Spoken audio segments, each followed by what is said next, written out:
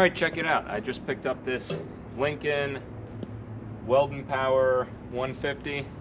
It's probably from the 80s. Saw it on Marketplace yesterday. It's a pretty good deal, so I had to get it.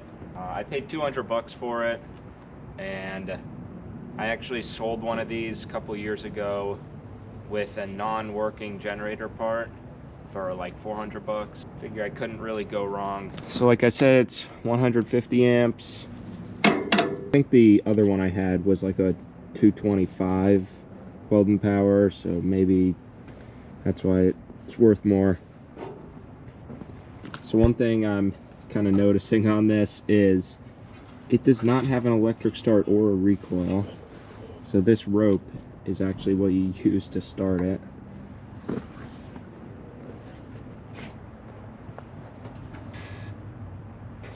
So it's got a pretty basic Kohler engine. A Kohler K241P. These are pretty tough motors. I spun it over and it seemed to have a little bit of compression. So the story I was told is it was sitting in the guy's garage. Doesn't really add up considering the rust. But it was sitting in the guy's garage. He didn't use it very much, and then wanted to get rid of it. So let's get it unloaded.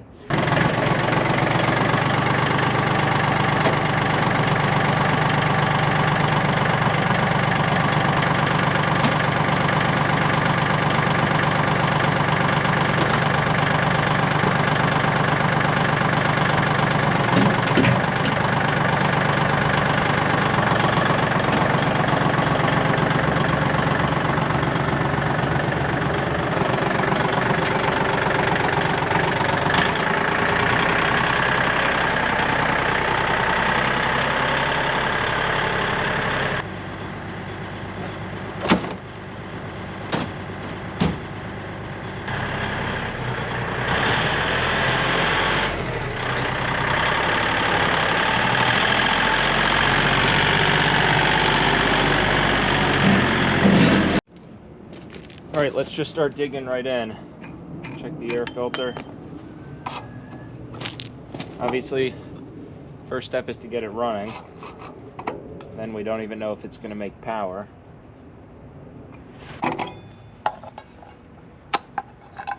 Air filter looks clean. Inside the carburetor looks clean.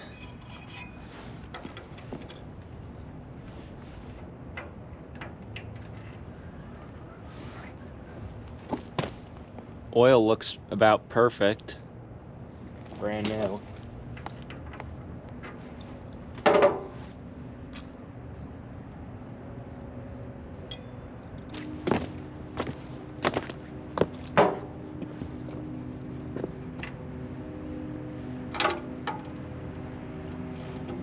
Spark plug looks pretty new.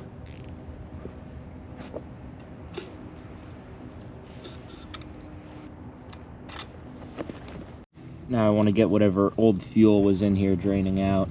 So this line that goes from the tank to the fuel pump here is cracked. Should be able to cut it and just make it a drop shorter. In the tank,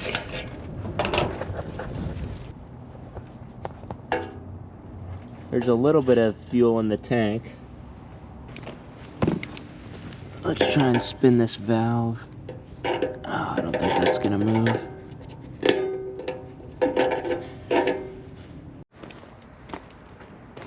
Alright, so the next thing I want to do is try and get spark. I got this switch to move. Out is on, in is off. So we'll pull it out, and I'm sure I'm going to have to clean the points, but we'll just see if it has spark.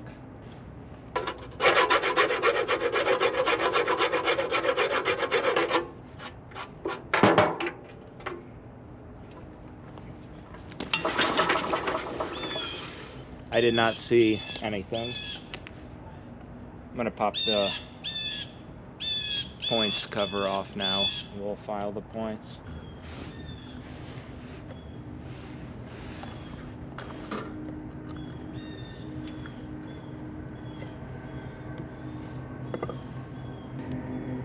Those points actually don't look too bad.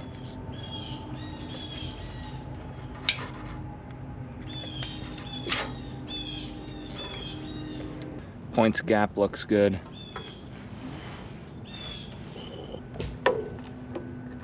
I'm gonna take this wire off our kill switch just to, in case the switch here is grounding out.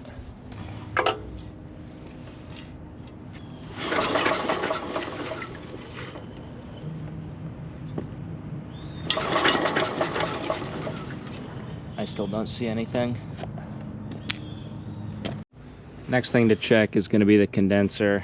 Sometimes these fail internally and cause a ground, and that would prevent us from having spark.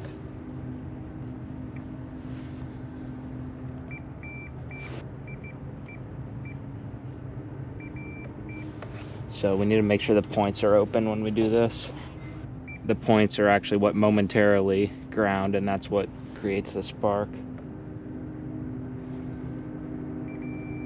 So we still have a ground, which we shouldn't have.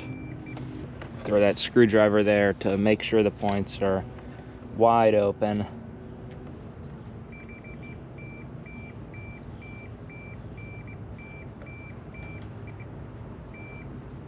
So it sounds like the capacitor is functioning properly. You get the beep on and then off, which is what it should do. Well, now it's just grounded. So I think we have a bad condenser there. Let's take this wire off. So we should have two wires here. One of them goes to the points. The other one, peel this clamp back. The other one goes behind the flywheel to our coil. And then there should be a single wire here. And that one goes to our kill switch. So with the condenser isolated, we do not have a ground. So we're still getting a ground through one of these two wires. So what I'm gonna do is cut there. And let's see if our points are grounding. They are not, which means we are getting, no, so we're still getting a ground through the coil. So that could mean that this wire is shorted out somewhere, or we have an internal failure in the coil. Let's get this shroud off.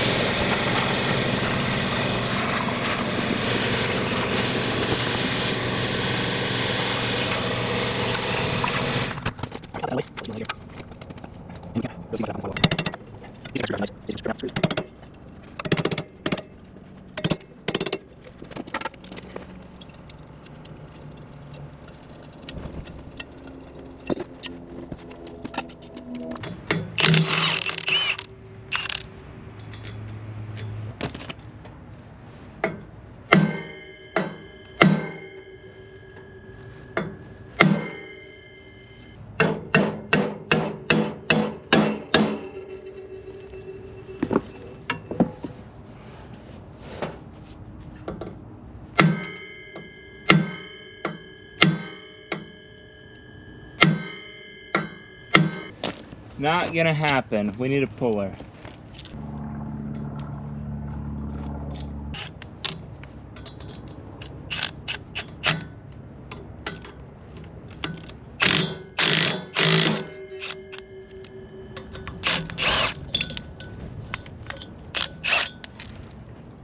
Easy as that.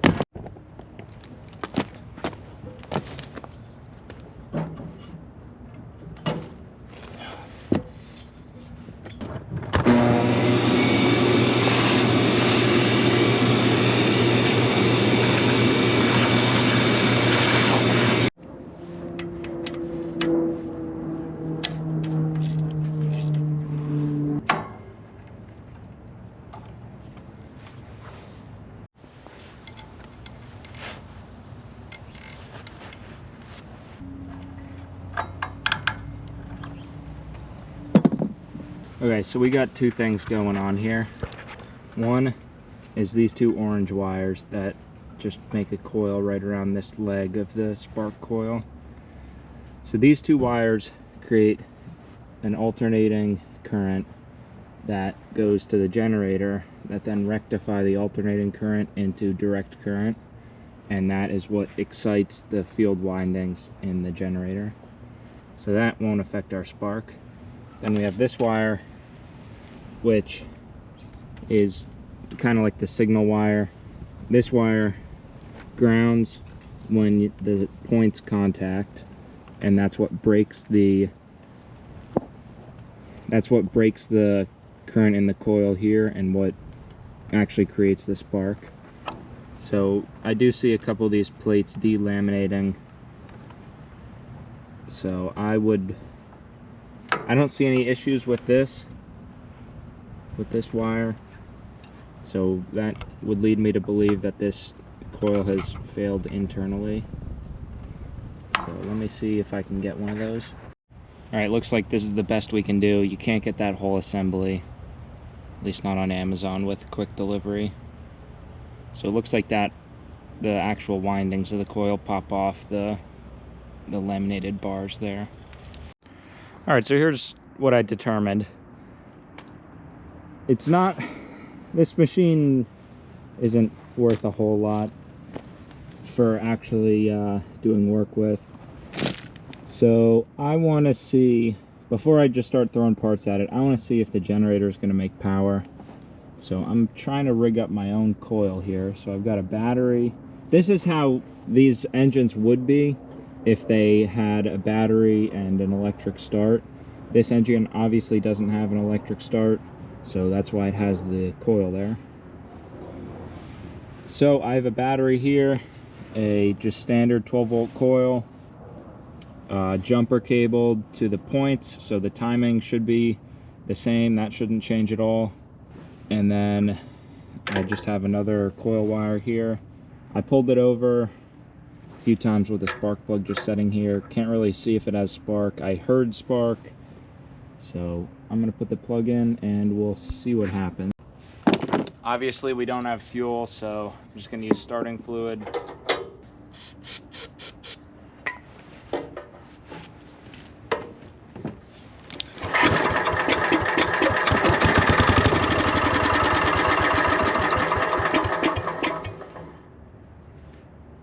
Well, it popped off. What happened? My wire came off the coil there. See if we can run it a little longer on starting fluid, then I'll get the fuel system figured out.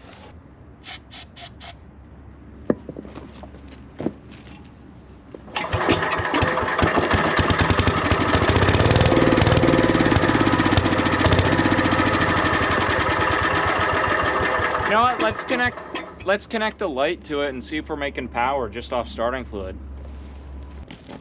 There's no switches, there's no GFCI, it's just plugs.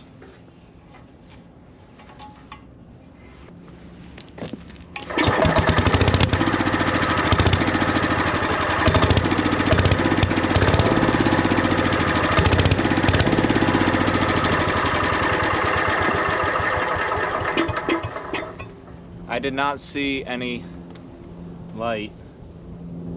It could be because this is an LED bulb. My wire came off the coil again. I just popped the bowl off the carb.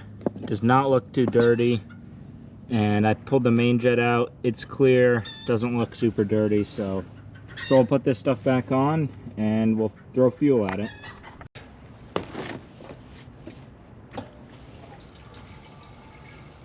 It's got fuel. Let's see what happens.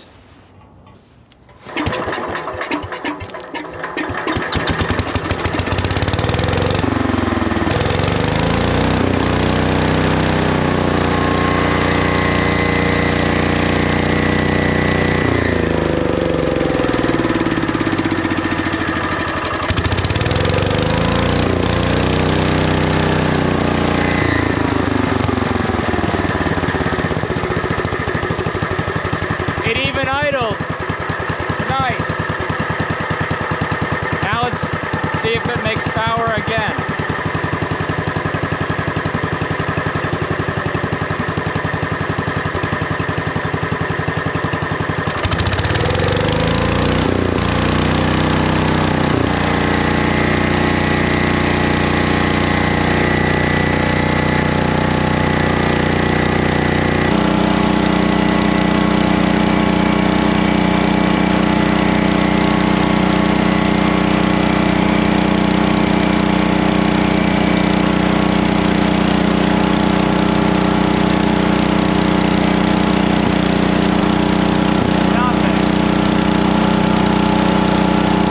All right, so will it run? Yes.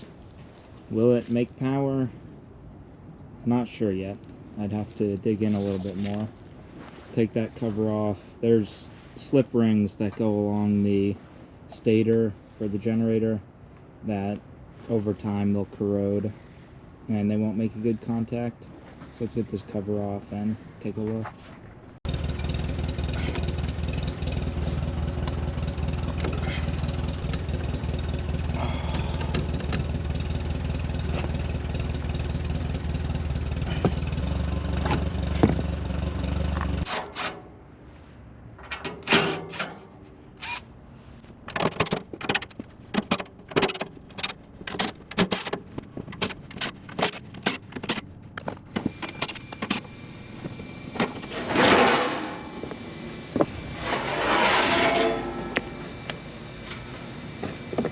Okay, here is our generator.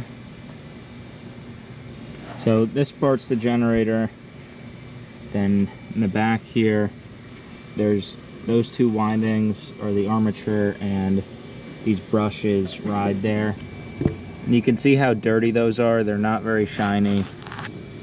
So that is what we want to clean up.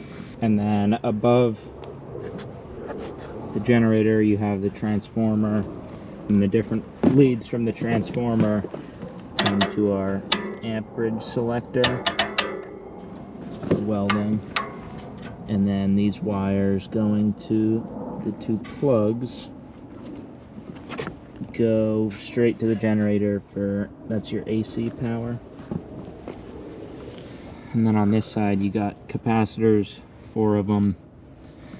And those are what rectify, along with this guy, those are what rectify your AC voltage into DC. So I'm just going to check the basic things. I'm going to sand those first. If it still doesn't make voltage, I'll start checking the exciter. You know, maybe this rectifier isn't working.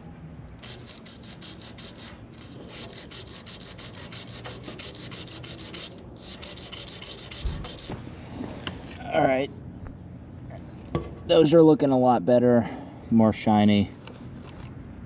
Now, gotta check if those brushes are, if the springs on those brushes are working, or if they're just seized in place and they're not actually contacting. Okay, now let's try again. Those brushes were moving as they should, so I don't think that's an issue.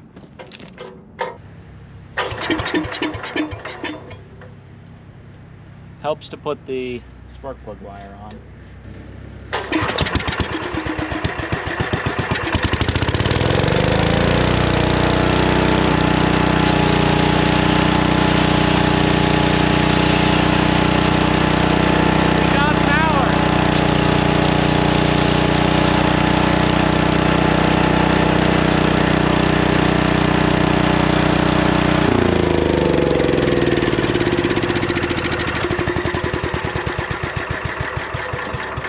Easy as that, we got power. So this is why you always start with the simple things. All right, I got some leads hooked up. Let's see if it welds.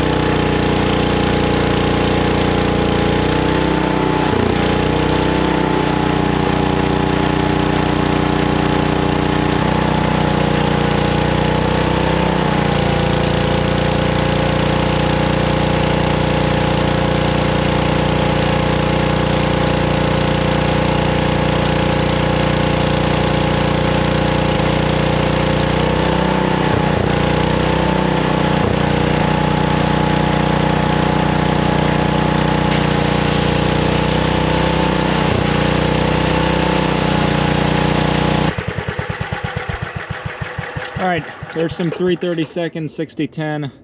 I am definitely out of practice with my stick welding. Man, that is hot. I'm definitely out of practice with my stick welding, but it definitely welds. It welds a lot smoother than that titanium inverter welder that I've got. So, will it run? Yes. Will it weld? Yes. This thing's pretty nice. I almost don't want to get rid of it. I definitely need to get a coil for it. I'm happy that I tried that out before waiting. This coil wouldn't have come in until after I'd have gone back to school. So I would have waited months, and then it would have been December. And anyway, I'm happy that I tried this out, got it running, made sure it welds. So let's get the cover back on and the wheels back on. All right, check this out that I just noticed. Whole wiring diagram on the inside, and it looks like they put some type of protective paste over it, or maybe that's the glue they use, but it's still legible. Hard to see on camera, but I can still read it. So that's really cool. So if anyone needs this wiring diagram, here's, maybe you can pause the video and see some of it. All right, let's put this thing back together.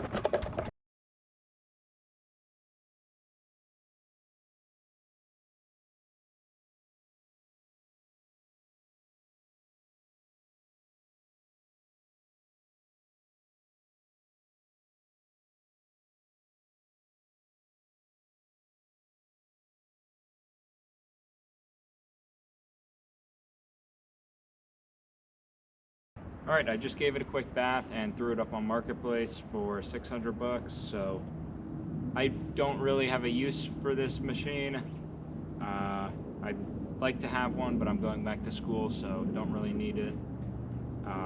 If I were to keep a engine drive welder around, I'd probably want one a bit more modern, with electric start and automatic idle and things like that. So I'm happy with how this turned out. I got it running in welding. I put $0 into it. If it doesn't sell, I'll probably still put a coil in it and get it more functional. But for now, that's all I'm going to do. So thanks for watching, and I'll see you in the next one.